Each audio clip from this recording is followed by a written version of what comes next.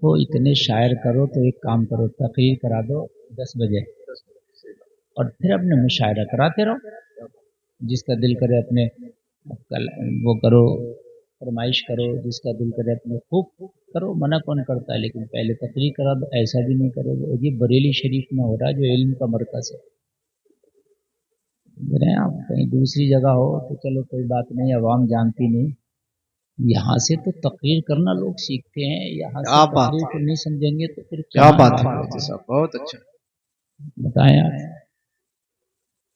میں بیٹھے بیٹھے یہاں ایک نیند نکال لیا، چونکہ میں بھی تھکا ہوا ہوں کئی راتوں کا، تو نیند آ رہی تھی مجھے، اور آپ لوگ اب تک موجود ہیں، تھوڑی دیر سنیں، اور جلسہ برباد کرنے کے لیے کسی کی ضرورت نہیں، کمیٹی والے خود ہی کافی ہیں، کسی کی ضرورت نہیں ہے جلسہ برباد کرنے کے لیے، خود ہی کافی ہیں کمیٹی والے۔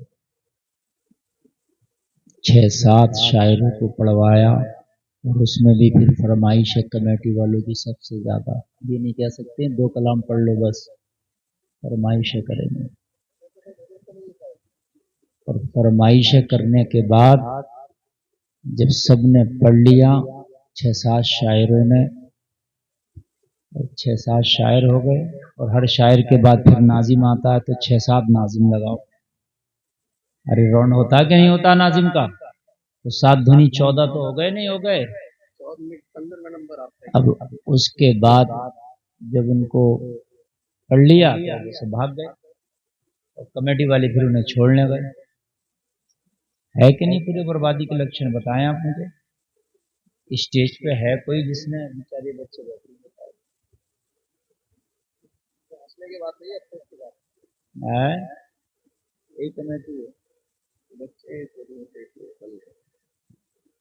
دیکھو اتنے شاعر کرو تو ایک کام کرو، تقریر کرا دو 10 بجے اور پھر اپنے مشاعرہ کراتے رہو، جس کا دل کرے اپنے وہ کرو، فرمائش کرو، جس کا دل کرے اپنے خوب کرو، منع کون کرتا ہے؟ لیکن پہلے تقریر کرا دو، ایسا بھی نہیں کرو گے۔ یہ بریلی شریف میں ہو رہا ہے جو علم کا مرکز ہے۔ آپ کہیں دوسری جگہ ہو تو چلو کوئی بات نہیں، عوام جانتی نہیں، یہاں سے تو تقریر کرنا لوگ سیکھتے ہیں، یہاں سے تقریر کو نہیں سمجھیں گے تو پھر کیا بات ہے صاحب، بہت اچھا بتائیں آپ۔ میں بیٹھے بیٹھے یہاں ایک نیند نکال لیا، چونکہ میں بھی تھکا ہوا ہوں کئی راتوں کا، تو نیند آ رہی تھی مجھے، اور آپ لوگ اب تک موجود ہیں، تھوڑی دیر سنیں،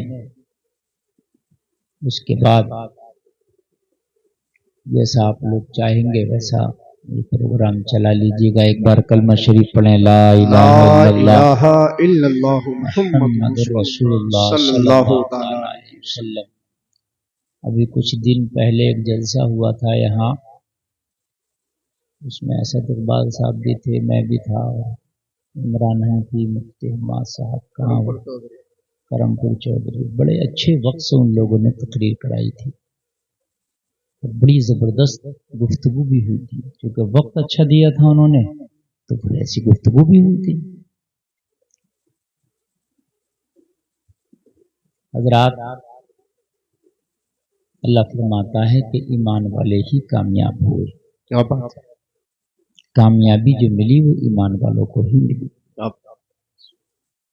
کامیابی کے لیے تعداد، دولت، مال،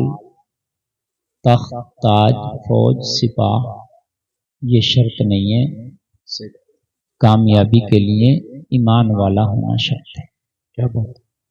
ایمان تمہارا جتنا بھی پکا ہے، جتنا بھی پختہ ہے، حالات چاہے جیسے بھی ہوں، لیکن اللہ تمہیں کبھی فیل نہیں ہونے دے گا، اللہ ہر حالات میں تمہیں کامیاب رکھے گا اگر ایمان والے۔ لیکن اگر ایمان میں کمزوری ہے، ایمان میں کمی ہے، تو آپ کے پاس مال، دولت، تخت، تاج، فوج، سپاہ کچھ بھی ہو، لیکن آپ کامیاب نہیں ہو سکتے۔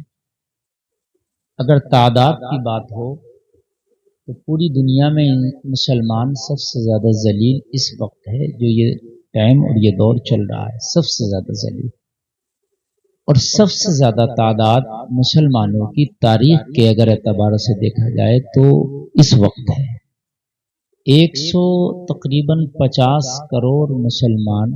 پوری دنیا کے اندر پائے جاتے ہیں 150 کروڑ مسلمان پوری دنیا میں کتنے ہو گئے تقریباً 1.5 ارب یعنی پوری دنیا کا چوتھائی حصہ مسلمان کتنا ہے چوتھائی یعنی ہر دنیا کا ہر چوتھا آدمی مسلمان کیا بات میں اگر غلط کہہ رہا ہوں تو آپ دیکھنا اس پہ تحقیق کر کے اتنے مسلمان ہونے کے بعد بھی پوری دنیا میں اگر سب سے زیادہ ذلیل کوئی قوم ہے تو وہ قوم مسلم ہے آج تمہارے اوپر وہ الزام لگائے جاتے ہیں جو کام تم نے کبھی نہیں کیا دیکھو اسلام سے زیادہ پاکی کسی مذہب میں نہیں ہے اس بات پر اگر کوئی چاہے تو مجھ سے ڈیبیٹ کر لے اس بات پر اگر چاہے تو مجھ سے بحث کر لے کہ اسلام سے زیادہ پاکی کسی مذہب میں نہیں ہے کیا بات اسلام اتنا پاک مذہب ہے اتنا پاک مذہب ہے کہ آپ کے ہاتھ بالکل بھی صاف ہیں کلین ہیں آپ نے ڈیٹول سے صابن سے اپنے ہاتھوں کو دھل رکھا ہے اور آپ نے ابھی کچھ نہیں کیے بیٹھے ہیں اب کھانے کے لیے جا رہے ہیں دسترخوان پر تو حکم ہے پھر ہاتھ دھو کے کھانا کھائیں کیا بات ہے کیا بات ہے کتنا پوتر اور کتنا صاف پاک مذہب ہے سبحان اللہ کسی اور دوسرے مذہب میں ہمیں آپ دکھائیں ہاتھ دھل کر کھانا کھانا یہ سنت ہے کہ نہیں کیا بات سبحان اللہ یہ مذہب اسلام ہے کہ پیشاب کی اگر سوئی کے نوک کے برابر بھی چھینٹے آ جائیں تو اسلام میں بخاری کی حدیث یہ کہتی ہے کہ قبر کے عذاب میں اس کو گرفتار کیا جائے گا کتنی بڑی چھینٹ اللہ سوئی کے نوک کے برابر کتنی اللہ سمجھ بخاری شریف کی حدیث ہے میرے آقا نے فرمایا تھا ایک دو قبر والوں کو دیکھ کے کہا ان میں ایک شخص وہ تھا نبی نے فرمایا اما احدہما فکان لا یستتر من البول نبی نے فرمایا ان میں ایک شخص وہ ہے جس پر عذاب قبر ہو رہا ہے یہ قبر کے عذاب سے اپنے وہ پیشاب کی چھینٹوں سے اپنے آپ کو نہیں بچایا کرتا تھا اللہ اکبر بخاری شریف کی حدیث صحیح ہے اللہ اکبر